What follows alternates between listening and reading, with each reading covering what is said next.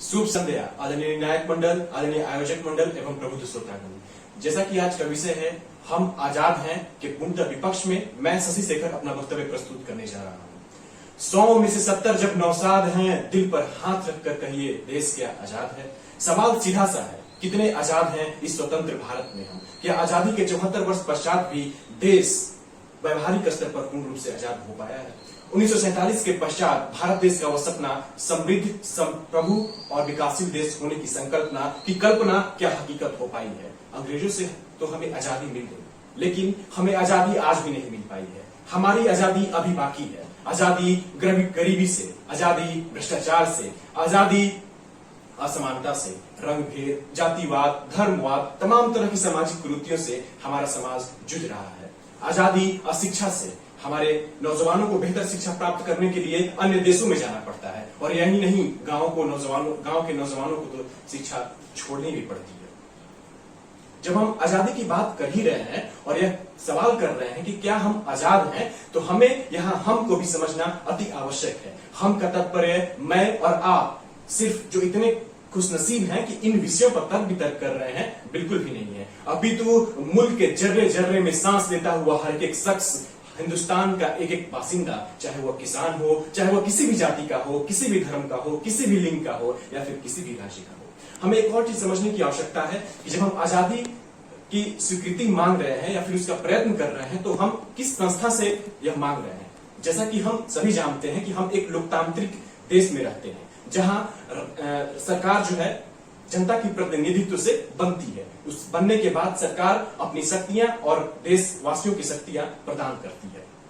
हमें यह समझना पड़ेगा कि हम भारतवासी लोकतंत्र के अभी पहले स्तर पर ही हैं। लोकतंत्र के मुख्यतः 3 स्तर होते हैं। पहला, प्रक्रियात्मक लोकतंत्र, यह इसमें मुख्यतः चुनाव को रखा जाता है। और दूसरा, विमर्श मूलक लोकतंत्र। और तीसरा, जन भागीदारी लोकतंत्र। विचार विमर्श और जन भागीदारी न होने की वजह से राज्य अपनी शक्तियों का गलत इस्तेमाल कर रहे हैं, जिसकी वजह से भ्रष्टाचार, गरीबी, अत्याचार, उत्पीड़न, तमाम तरह की सामाजिक कुरीतियां बढ़ती ही जा रही है। जैसा कि हम सभी जानते हैं कि भारतीय समाज एक बहुसांस्कृतिक समाज है, जहां अनेक प्रकार के जाति, संप्रदाय, धर्म के लोग एक साथ रहते हैं। लेकिन आज भी इस समाज में कई प्रकार की रूढ़िवादी विचार, जैसे कि धर्म के नाम पर अंधविश्वास या फिर नारियों के विरुद्ध उत्पीड़न, अत्याचार, तमाम तरह की सामाजिक कुरीतियां व्याप्त हैं, जो समाज को खोखला बनाती जा रही है।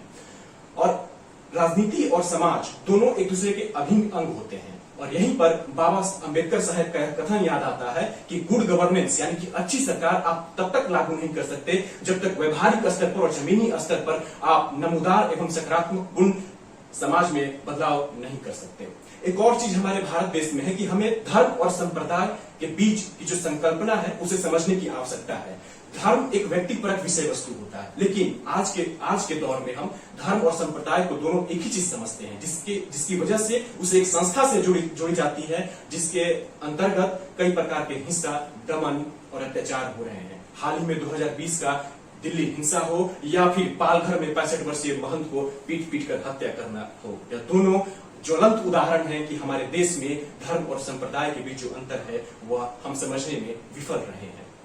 महान क्रांतिकारी मार्क्स का भी यह कहना है कि तमाम तरह की जो कुरीतियां हैं, समाज की जो कुरीतियां हैं या फिर जो गुलामी का मुख्यतः कारण होता है, वह पूंजीवाद होता है। और कहीं ना कहीं यह सत्य भी है। हम किसी भी देश के व्यक्ति को पूर्ण रूप से आजादी तब तक नहीं दे सकते जब तक उसे हम आर्थिक रूप से आजाद ना बना पाए। आज भारत देश में 30 से 35% ऐसे लोग हैं जो गरीबी रेखा के नीचे आते हैं, और जो 15 से 20% ऐसे लोग हैं जो जिन्हें 2 वक्त की रोटी भी नसीब नहीं होती है। अंततः मैं यही कहना चाहता हूं कि हमें आजादी आज भी नहीं मिल पाई है, चाहे वो व्यक्तिगत स्तर पर हो या फिर राष्ट्रीय स्तर पर हो। और इन दोनों स्तरों पर सामाजिक, न्यायिक, धार्मिक, सांस्कृतिक तमाम तरह की पहलू समावेशित हैं।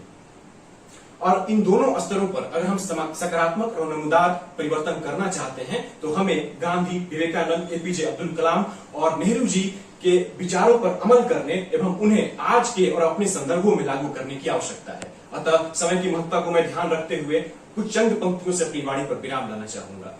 चैन व अमन का देश है मेरा, इस देश में दंगा रहने दो, लाल हरे में मत बांटो, लाल हरे में मत बांटो, साने तिरंगा रहने दो, साने तिरंगा रहने दो। जय हिंद, जय भारत।